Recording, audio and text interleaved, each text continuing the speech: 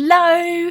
I thought today I'd have a go at making some watercolours, some shiny watercolours using a few different pigments that I have in my stash. I especially want to make up these tiny jars, and for that I have a tiny palette sent to me by a viewer, and I've been meaning to use this a while. I found a bottle of gum arabic and some other tools. Let's get into it! First I have these Aqua Bronze powders, and I've only ever used the rich gold. I've never actually tried the silver or copper. I'm finally getting around to it today.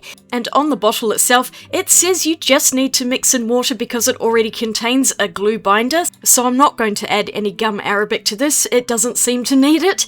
And then I have these other pigment powders from a company in Melbourne called Shimmer Drops. I have 4 of them: Medusa, Siren, Phoenix and Dragon. These are colour shifting pigments and they look absolutely beautiful. They were really expensive, and these ones are definitely going to need some gum arabic to mix in with them. Now I've got the liquid stuff. You can get dry gum arabic and mix it up yourself, but I am far too lazy for that. I just want the ready-made liquid because it's far easier to use. It's probably more expensive, but I'm not going to use that much. I thought I'd put the Shimmer Drops in the 4 rectangles, and I'll put the Schmincke ones into the circles. I have a small glass palette somewhere, but I couldn't find it, so I'm just going to use this plastic one, even though I'm probably going to scratch it a little bit doing my mixing onto it. You'll see that in a little while. I do actually have a glass muller because I did go through a phase of trying to make my own watercolours quite a few years ago. I haven't picked it up since. It is a bit big for this project, so I've got this tiny little one which is actually a bottle stopper, and it's unfortunately shaped, but I'm going to use it today anyhow. I'll start with the Aqua Bronzes. I figured these would be a little bit easier because you just have to mix water into them. I was trying to guess how much would fit into one of those tiny little circle pans. I'm just totally making this up. I figured a few scoops would do for now, and then I'm just dripping in tiny amounts of water, trying not to add too much at one time, and then just mixing it in slowly, figuring out how much water I need as I go along. It kind of behaves like liquid mercury, and it's quite a mission to mix it in because it looks like it's really dry, but then all of a sudden it gets wet, so it does take a little bit of trial and error to get this right. And I think I may have actually added in too much water in the end, because you'll see in a moment once I start using the muller that it is just going to go very wet very quickly. And the purpose of the muller is to get the pigment particles to separate and get coated properly in the liquid, in this case the water, which then creates a much more even liquid consistency. But of course it has to stick all over the muller, and boy does it make a mess. I hadn't done this in so long, so I was reteaching myself the methods that I had watched and learned from a few other experts. I'm only working in a very small scale here, so it was quite difficult, and everything was starting to dry on the palette, so I had to work quickly to get that paint into the mini pan before it dried completely onto my palette and also the muller. So you can see I'm just making a huge mess here, and I didn't quite work quickly enough. You could see it is starting to dry and not scrape up, but of course I'd made a bit too much, so I am making a second mini pan just with the dregs of what I've got here, because I can't possibly waste any of it. It's expensive pigment, and I really don't want to lose any of this down the drain.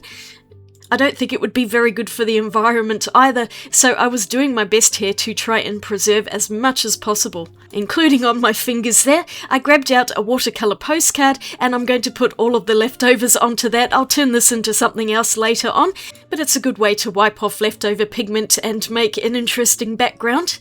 I tried to stamp it off the palette, but it was totally dry at this point, so I'm basically cleaning my gear with a dampened blue shop towel. I think mechanics primarily use them, but they're also fantastic for the studio because they don't disintegrate like paper towels do, and you can use them a lot before they have to go in the bin. And I was trying to put some on the paper there. Next up is the silver on my freshly cleaned board, and this is a new one for me. I haven't actually opened it, even though I've had this for ages. It doesn't look as pretty as the gold, I have to say, just looking at the dry powder, and it smells really bad too, but it dissolved really easily in water, and I think the particles are actually quite a bit coarser than the gold one. I added a bit more because there just clearly wasn't enough there, and I'd put too much water in. It's a fine balance. And I'm not using measuring spoons or anything here, just a couple of painting knives that I had handy, and my mini muller is working really well. I bought this in a vintage store. It's just a bottle top from a vintage bottle of alcohol.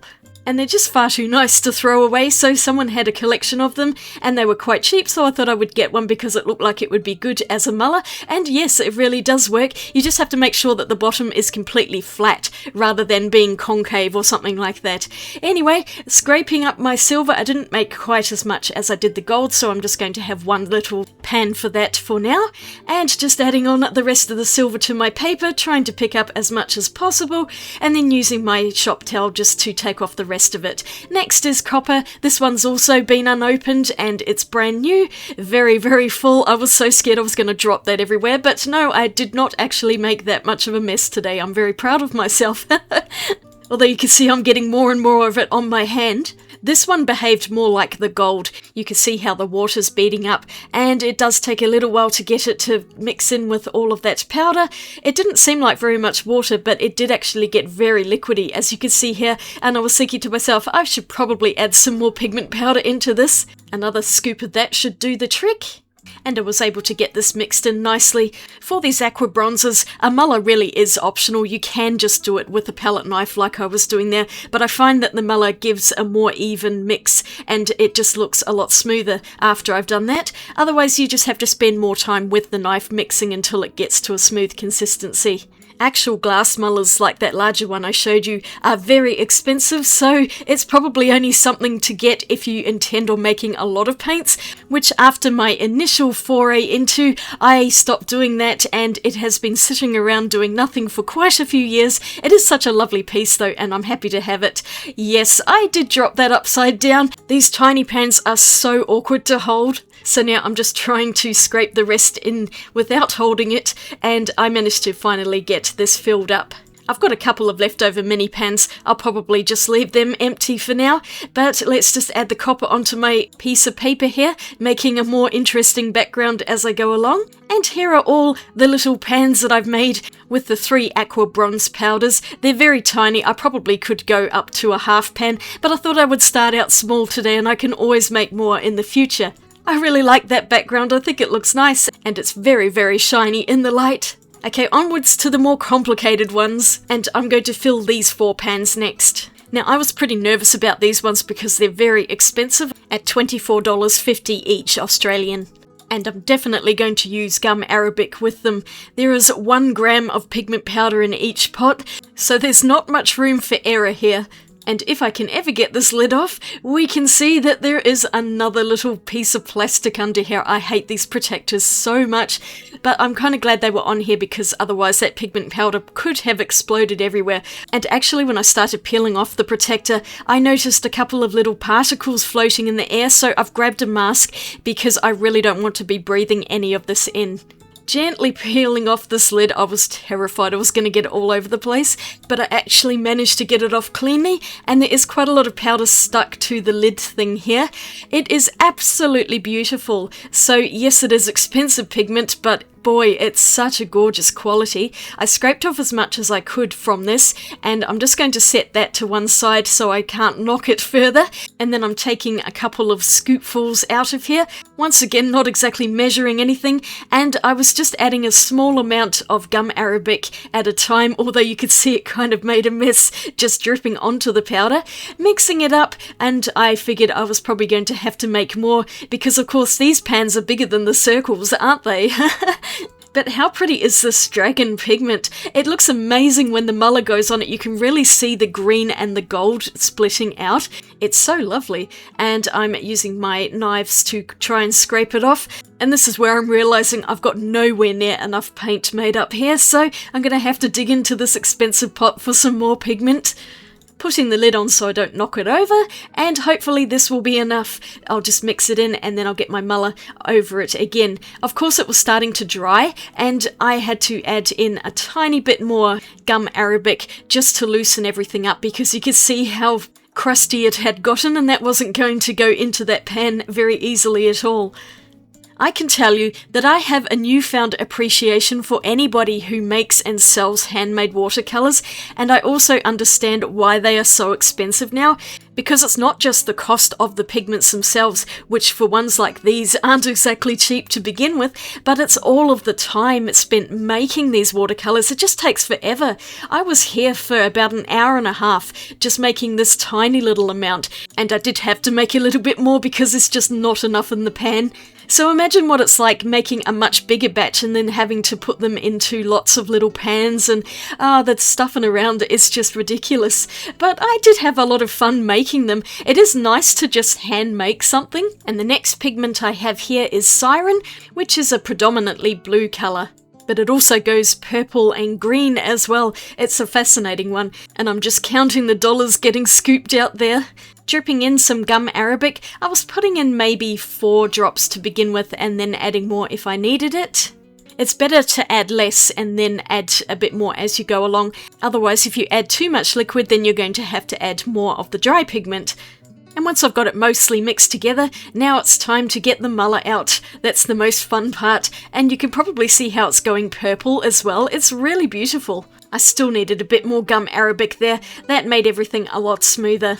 On Shimmer Drops' website, which I'll list in the description below, they do have these as ready-made half pans, but I think they've sold out of them at the moment, and I'm not sure when they're going to make more of them. But you can still get the pigment powders, which is why I bought them last year, because the actual half pans were sold out then. And because they are all handmade by them, they do only have limited stock, so once it sells out, you have to wait until they can make another batch. But I think I did okay with that Siren one. And next up is Medusa, which is a much deeper green compared to the Dragon. I think this was the one that I saw first on their website as a watercolour, and I was thinking it looks really beautiful. It's such a gorgeous green colour, especially when the gum arabic is mixed in and it goes all liquidy. It's got a beautiful metallic sheen to it.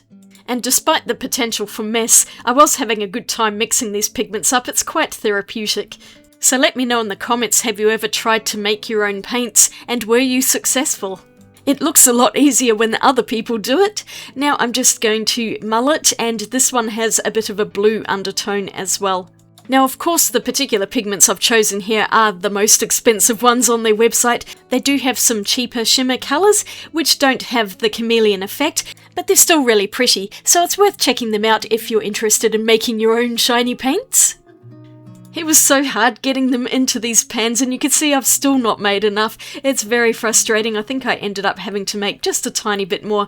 It's just really hard to know exactly how much to make, and I was being very stingy with the powder too because of the price of it.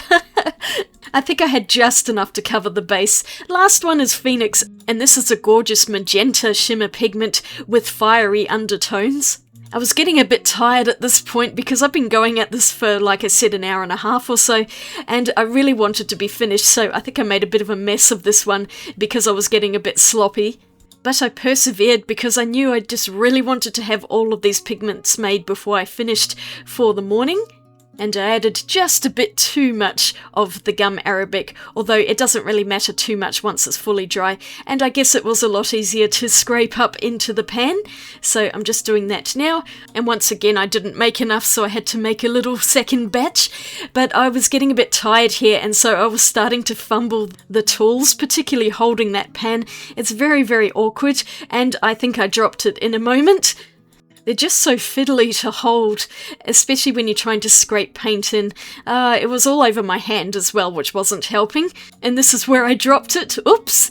Never mind, I managed to get most of the paint in there. Here is the finished poured palette with all of the shiny paints, and I'm going to let this sit overnight so that it can dry and the paint can hopefully set nicely in there.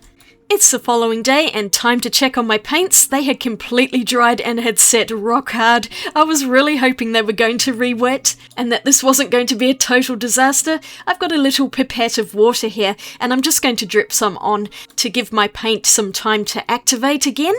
I do this with all shiny paints because they always dry hard.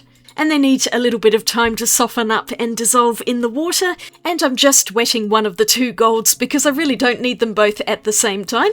And once I'd done this, I was really hoping I was going to be able to swatch them out and it wasn't going to be a complete disaster. I mean, how hilarious if the paints didn't reactivate at all. I have that mini agave watercolour paper, which was also sent by the viewer, and then I have one page left in this little Stonehenge sample book.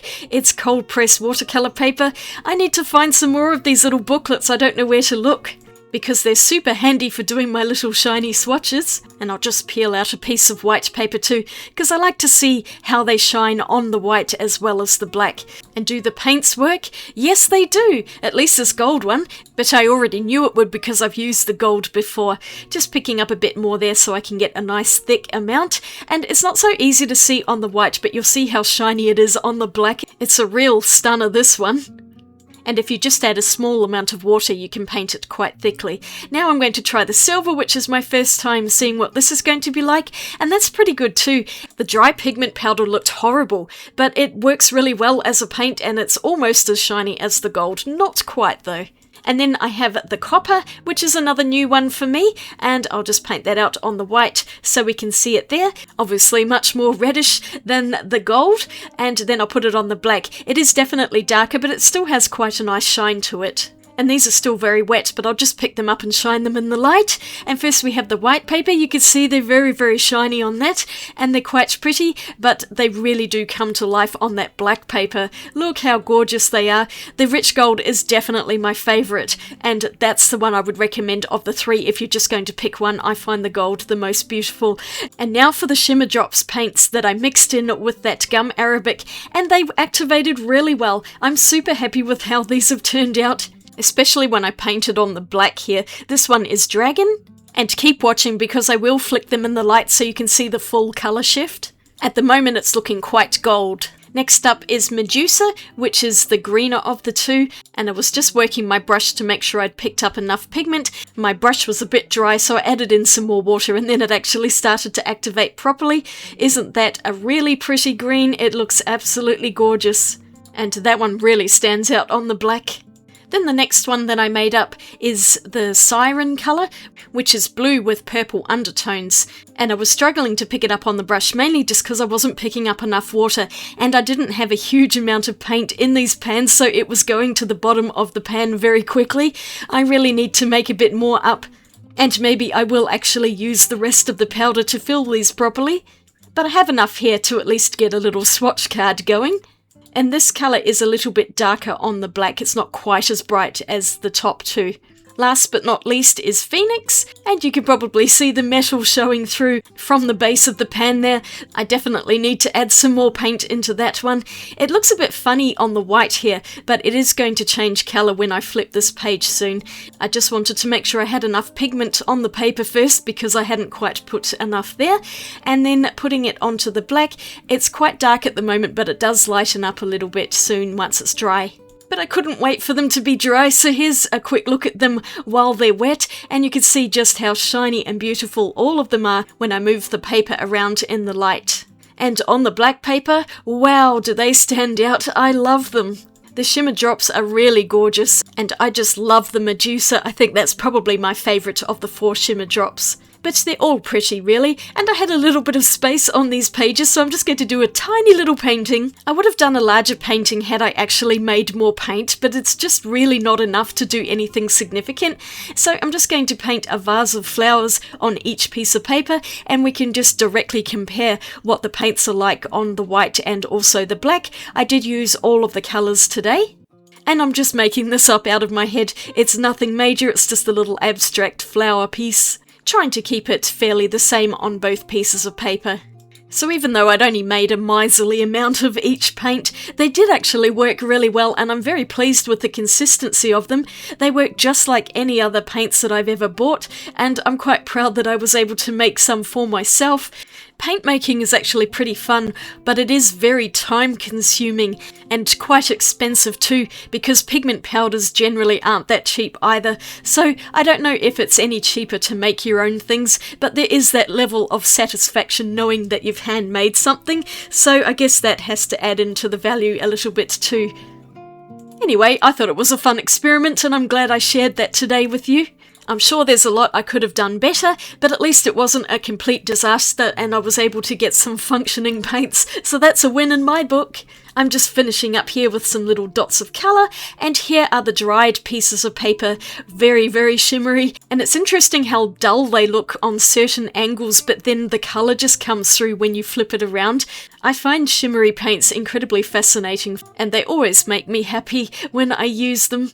So I think they look pretty good on the white, but they really do come to life on the black. I mean, look how gorgeous they are. I just love this so much, and I'm tempted to do a larger painting on a bigger piece of black watercolour paper that I have, but I'm probably going to have to make some more paints because I don't think I have enough for that.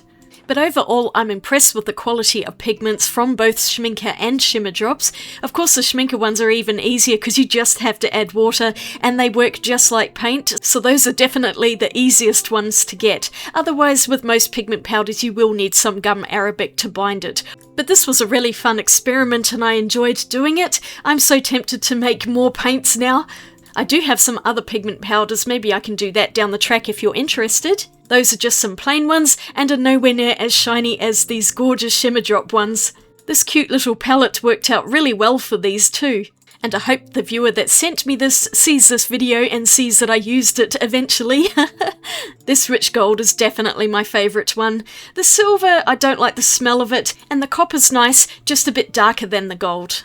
And that's everything I did today pretty much. I really hope you enjoyed this video. It was super fun for me to make. And here's the lid for this little palette here, so I'll put that on there and keep that in with my other shiny paints. Let me know if you enjoyed this video and I might make another handmade paint video sometime. I've got plenty of gum arabic left over because I also have another bottle that I haven't opened yet. And I really want to use my large glass muller again, but this bottle stopper worked out really well and I'm super pleased with that. If you enjoyed the video, I'd really appreciate a thumbs up. Click the hype button and subscribe if you haven't already done so. Here's a couple of other videos to watch and I'll see you all again in my next video. Swatch you later. Bye!